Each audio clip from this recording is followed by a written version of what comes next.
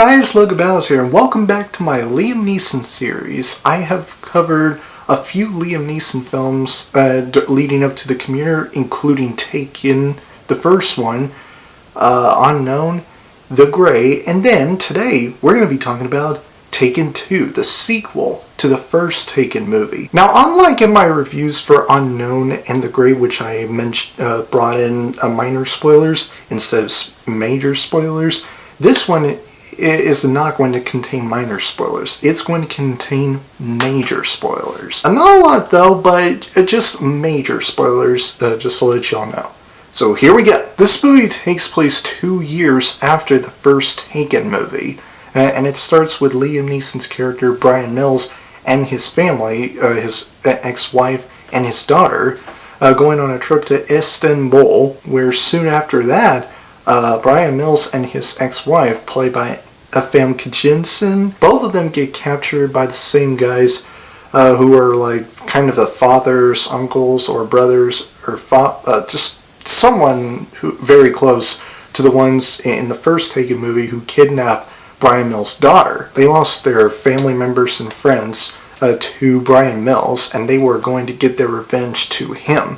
So they went to Istanbul to get Brian Mills and his ex-wife. So this movie kickstarts with Liam Neeson having to witness his daughter's driving test, or the way she does her own driving, because she's having to get her driver's license pretty soon. And then about a few days later, Brian Mills get to visit to Istanbul. He ended up having a big surprise from his ex-wife and his daughter, Kim, and all that stuff. And unlike the first Taken, which kind of builds up Liam Neeson's character as like this one guy who's pretty much wants to spend a much quality time with his daughter after being divorced with his ex-wife, this film pretty much kind of dragged in its build-up to the second and a third act of the movie. And when you have a sequel in particular that has a build-up that didn't really live up to the build-up in the first Taken movie, especially in the first act of the first Taken movie, that pretty much is kind of disappointing, rather. In the first Taken movie, we pretty much saw him having a very difficult time trying to spend a quality time with his daughter, and he wasn't allowed to be around with her all that much due to being divorced with his ex-wife. That was a great build-up and all that stuff. It's kind of a slow burn, but it's not really like a boring build-up. It kind of felt that way in the first act of this film. And for that reason alone, this film didn't really do so well at that, amongst other things. And we will get into a few major issues I have with this film in just a few minutes. But then Brian Mills and his ex-wife are riding through the town of Istanbul and all that stuff. And Brian Mills discovers that someone keeps following him and his ex-wife, and he tells his ex-wife Famke Janssen's character to do something for him, and he's trying to find a way to take them down. And right before he does that, he gets to see his ex-wife being held at gunpoint, and he was forced to surrender. But before he did that, he called his daughter to do something for him. Just to go hide in a closet before the bad guys find her as well. And after rewatching this film, it pretty much started the downfall of this film for me. You know, just not seeing a Liam Neeson do very much except telling his daughter to do what he tells her to do. And stuff like that. Just, I don't know.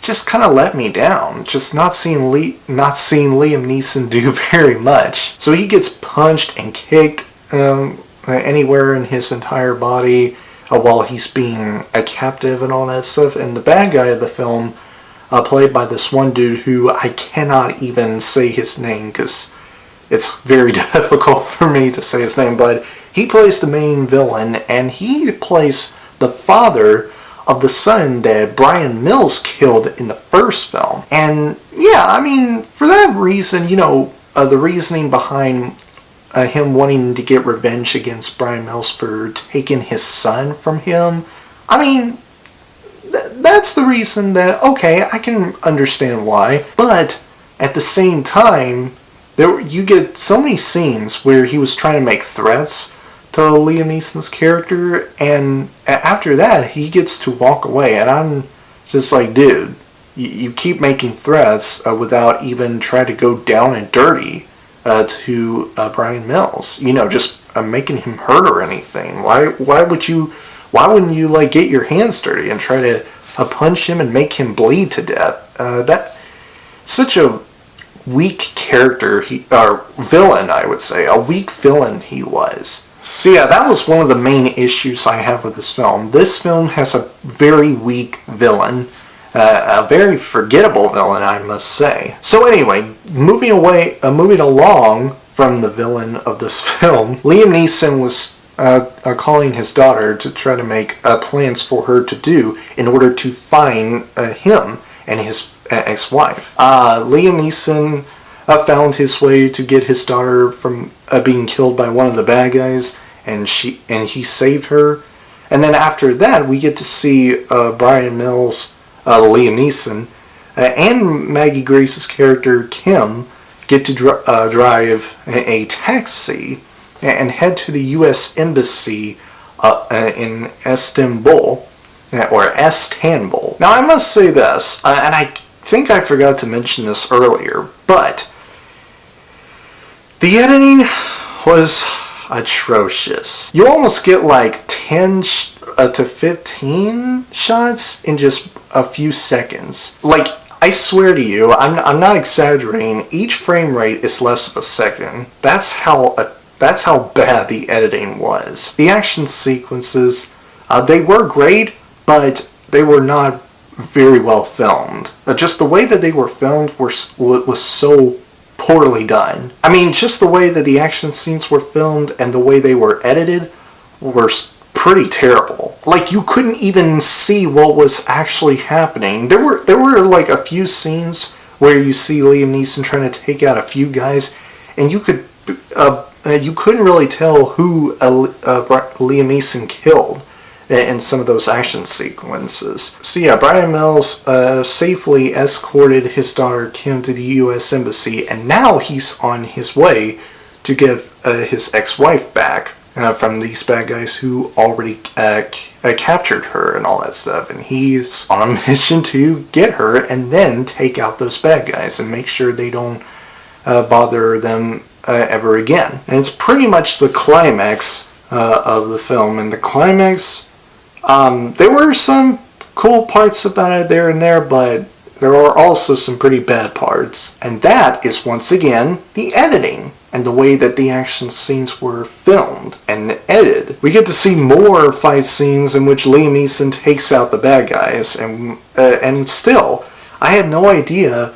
who Liam Neeson killed, because the action scenes were cut together so quickly that I had a hard time finding out who Liam Neeson killed. And we get to the fight scene between Brian Mills and this bad guy who's helping the main villain of the film capture Famke Janssen's character. Brian Mills kills him, and he founds Famke Janssen's character, his ex-wife, and after that, he also found the main villain of the film. And I gotta talk about the next shot in which Brian Mills tries to tell the main villain to leave him and his family alone and go live his life. And the main villain was like, "Are you expecting me to forget the things you have done to my son?" And Brian Mills was like, "No, you're just going to have to live with it." And the main villain asks, "So what are you saying?"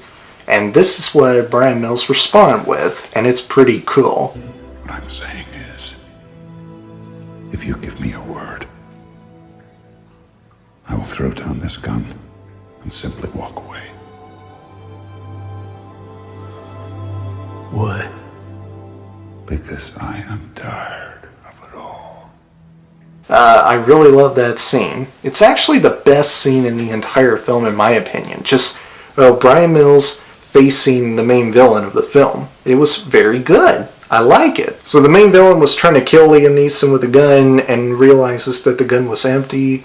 Brian Mills showed him the crushed bullets, and the main villain was shocked. And then Brian Mills just slammed the main villain's body to the wall, and then eventually the main villain died. Brian Mills killed him, and then he walks away with his ex-wife, of course, returning to the U.S. Embassy, I believe, just to be with his daughter and all that stuff.